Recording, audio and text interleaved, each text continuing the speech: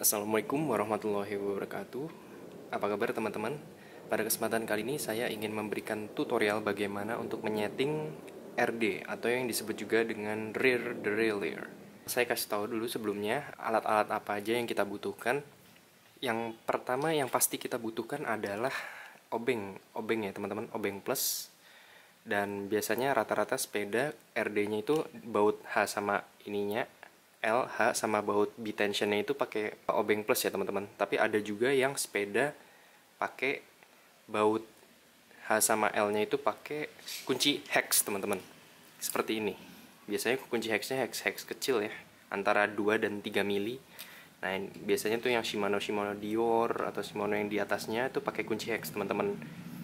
Lalu yang kita butuhkan adalah tang teman-teman. Nah, ini tang gunanya untuk menarik kabel nanti teman-teman. Untuk menyeting RD, teman-teman juga membutuhkan alat satu lagi adalah bike stand ya teman-teman. Jadi kita menginginkan roda itu bisa terangkat sehingga ban itu bisa diputar ya teman-teman. Jadi misalkan teman-teman tidak mempunyai bike stand, ya sebaiknya punya bike stand lah, agar roda ini bisa berputar dan kita bisa leluasa untuk men-setting RD ini teman-teman. Karena kalau tidak punya bike stand ya teman-teman bisa minta tolong teman untuk pegangin, tapi itu akan melelahkan teman-teman ya. Nah, perlu kita pahami dulu bagaimana sistem RD itu bekerja. Jadi RD ini bekerja berdasarkan dari tension teman-teman. Tension itu adalah tarikan, jadi kayak tegangan ya teman-teman. Jadi kalau misalkan tegangannya itu kendor, RD itu nggak mau naik teman-teman.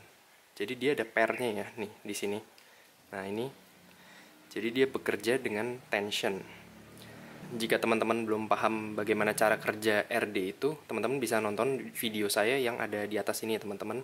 Nah, sebelum teman-teman lanjut nonton video penyetelan RD, teman-teman baiknya nonton yang penjelasan mengenai baut H dan L itu teman-teman. Jadi teman-teman nonton itu dulu baru ke tutorial ini agar lebih memudah dalam memahaminya ya. Nah, jadi teman-teman kalau mau setting RD itu, teman-teman mesti shifting ke posisi gigi yang paling rendah teman-teman, gigi yang paling kecil ya. Jadi kita shifting dulu. Nah, dan pastikan di shifter itu udah nggak ada lagi klik teman-teman. Jadi pastiin ini udah nggak ada klik lagi ya teman-teman. Jadi bener-bener kosong, gigi terkecil, dan pastiin nggak ada klik ya teman-teman. Lalu bila udah gigi terkecil ini, kita lepas baut yang ada di bawah ini teman-teman. Kita lepas baut yang kabel ini teman-teman. Kita lepas dulu. Nah, kita lepas. Jadi RD itu bebas bermain ya teman-teman. Nah, habis itu, nah yang tahap kedua ini pastiin kita menginginkan guide pulley ini sejajar dengan gigi atau sprocket atau kok yang paling terkecil teman-teman. Jadi dia harus lurus ya teman-teman, nggak boleh terlalu mencong ke kanan atau ke kiri. Jadi harus benar-benar lurus. Dan bagaimana untuk mengecek itu lurus apa enggak? Kita bisa ngelihat dengan kasat mata seperti ini udah lurus ya. Atau kita bisa dengan memutarnya dan melihat apakah ada bunyi-bunyi apa tidak. Nah, jika tidak ada bunyi-bunyi, ini menandakan bahwa posisi guide pulley yang atas ini dengan kok sprocket yang paling terkecil ini udah lurus ya teman-teman. Nah, misalkan belum lurus, kita bisa menyetingnya dengan memutar baut H ya teman-teman, baut yang terkecil.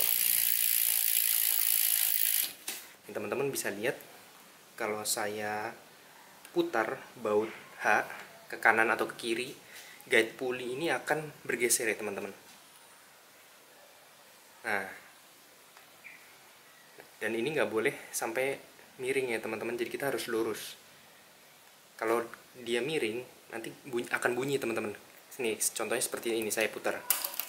Nah, tuh dia akan pindah ke gigi selanjutnya. Jadi saya putar lagi.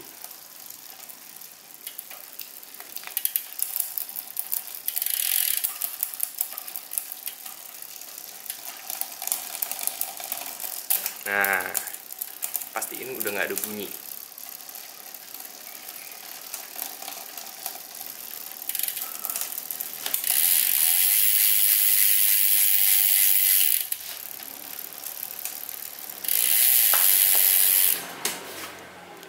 Nah, sekarang untuk penyetelan yang baut H udah oke.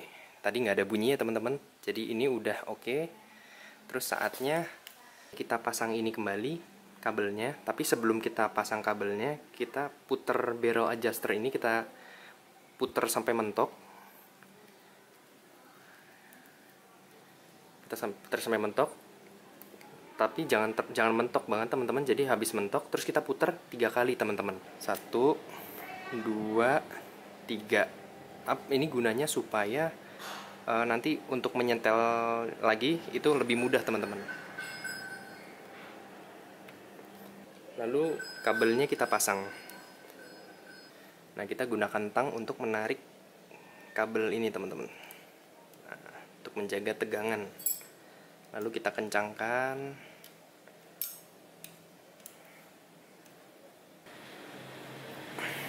Jika sudah kita kencangkan baut ini, sekarang kita tes shiftingnya, apakah rantainya mau naik ke gigi selanjutnya apa tidak.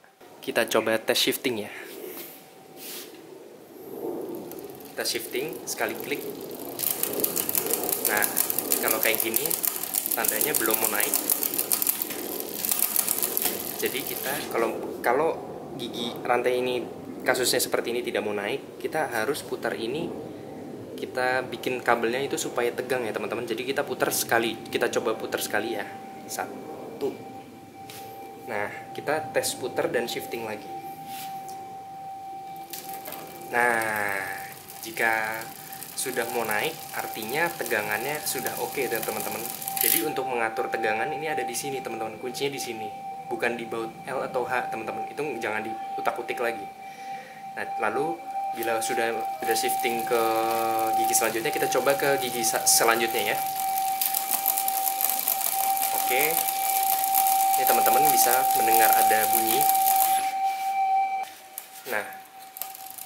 Nah, ini gigi yang ketiga ini ada bunyi. Ini kita harus setel barrel adjuster ya teman-teman, sampai nggak ada bunyi. Kalau bunyi tandanya rantai dia terlalu tegang teman-teman. Jadi kita kendorkan sedikit sampai nggak ada bunyi.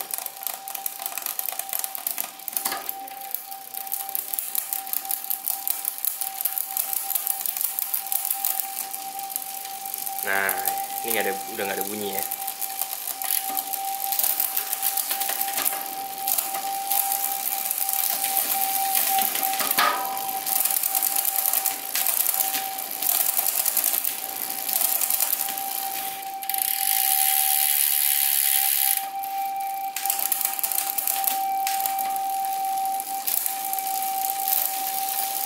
Oke, naiknya udah oke.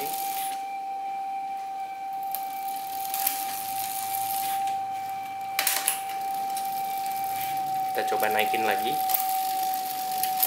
Oke teman-teman. Dan ini nggak ada masalah ya teman-teman. Nah, ini teman-teman bisa mendengar ada suara FD. Maaf ya teman-teman, ada suara tukang putu. Jadi fokus ke kontennya aja. Nah, bila teman-teman mendengar ada suara kretek-kretek, itu suara dari FD, dan itu dihiraukan aja teman-teman, nggak usah di setting sekarang. Jadi kita fokus di sini dulu teman-teman. Nah, itu rantai udah sempurna naik ya teman-teman ke gigi yang paling gede. Nah, sekarang kita coba turun ke gigi yang paling kecil ya teman-teman. Apakah ada masalah apa tidak? Kita coba turun ya. Oke, normal. Oke, normal. Oke, normal. Oke, normal. Saya ganti dulu ke chainring yang paling gede. Kita turunin lagi giginya. Normal. Normal. Nah, normal teman-teman. Nah, gitu teman-teman. Jadi itu adalah teknik teknik dasar untuk men-setting RD. Jadi kuncinya adalah di tegangan ya teman-teman, atau di tensi bahasa Inggrisnya. Jadi tegangan itu diperlukan agar supaya RD itu bisa naik ke gigi yang paling gede. Dan bila misalkan ada suatu masalah, kasus giginya itu nggak mau, rantai dari gede ke kecil itu nggak mau turun, itu artinya kabel shifting itu terlalu tegang ya teman-teman. Jadi harus agak dikendorkan. Kuncinya ada di sini untuk menyetingnya. Nah, kalau baut H sama L ini teman-teman nggak usah dihiraukan. Nah, misalkan rantai ini copot ke arah sini, artinya baut H terlalu kendor ya teman-teman, jadi harus dikencangkan selaras dengan puli ini. Nah, jika rantai mencelat keluar ke arah free hub, itu artinya baut L-nya perlu disetting teman-teman. Jadi disetting supaya gigi guide puli ini tepat di bawah ini, tidak mencelat ke sana, gitu teman-teman. Oke teman-teman, mungkin itu adalah teknik dasar bagaimana cara untuk men-setting RD. Nah, bila teman-teman punya masalah mengenai RD, harus dicek dulu juga apa yang menyebabkan RD itu tidak shifting perpindahan gigi tidak mulus. Itu bisa dilihat dari sini. Ini ada namanya RD hanger ya, atau anting RD. Nah, biasanya kalau shifting nggak mulus itu karena antingnya tuh udah bengkok teman-teman. Nah, kalau anting bengkok ini akan susah diperbaiki. Bisa diperbaiki tapi hasilnya tidak maksimal. Jadi teman-teman bisa mencarinya di online, anting RD baru untuk frame sepeda yang teman-teman miliki. Dan semua anting RD itu jenisnya beda-beda ya setiap pabrikan, jadi teman-teman disesuaikan dengan sepeda teman-teman. Nah, itu masalah yang pertama, anting RD, kenapa shifting tidak mulus. Yang masalah kedua adalah kabel dari shifting ini udah korosi teman-teman. Jadi kadang yang bikin shifting gigi belakang itu tidak mulus ini bisa juga disebabkan oleh kabel yang udah karatan teman-teman.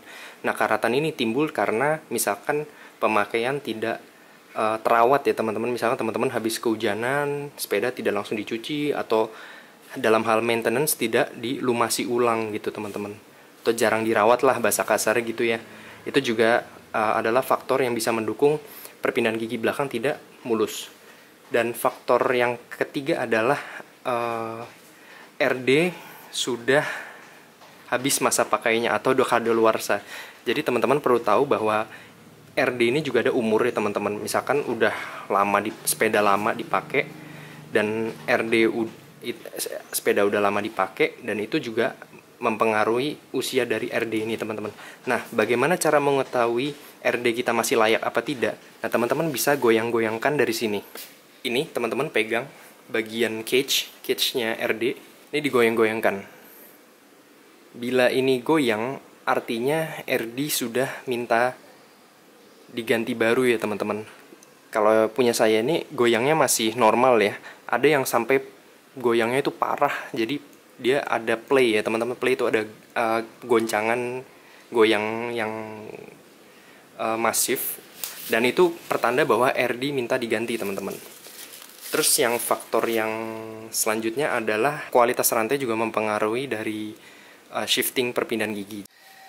Nah teman-teman, faktor yang selanjutnya juga yang mempengaruhi RD itu tidak mulus perpindahannya adalah komponen yang tidak kompatibel teman-teman, alias yang tidak cocok ya. Jadi misalkan teman-teman punya rakit sepeda ya. Jadi misalkan ini kan Shimano Sora ya teman-teman. Sora itu untuk sepeda gear 9 speed. Sedangkan sprocketnya itu misalkan 8 speed. Nah itu nggak cocok teman-teman. Jadi pabrikan sudah mendesain RD 8 speed untuk sprocket 8 speed, RD 9 speed untuk sprocket 9 speed. Jadi teman-teman jangan sampai salah. Kalau salah itu akan menyebabkan shifting tidak mulus. Mau RD di setting sebagaimanapun, tetap aja tidak akan performa shift perpindahan tidak akan mulus teman-teman. Seperti misalkan komponennya itu cocok, seperti yang tadi saya bilang, misalkan Claris untuk 8 speed dan 8 speed gitu teman-teman. Jadi teman-teman sebelum men-setting RD, misalkan ada masalah, dan masalah itu bukan hanya dari setting shifter ya teman-teman. Jadi teman-teman bisa melihat faktor-faktor yang tadi saya jelaskan. Nah, mudah-mudahan tips dan tutorial ini bermanfaat, dan bila teman-teman mendapatkan manfaatnya bisa klik like, share, dan subscribe ya teman-teman, supaya saya bisa semangat terus berbagi. Terima kasih teman-teman, sampai ketemu di video selanjutnya. Assalamualaikum warahmatullahi wabarakatuh.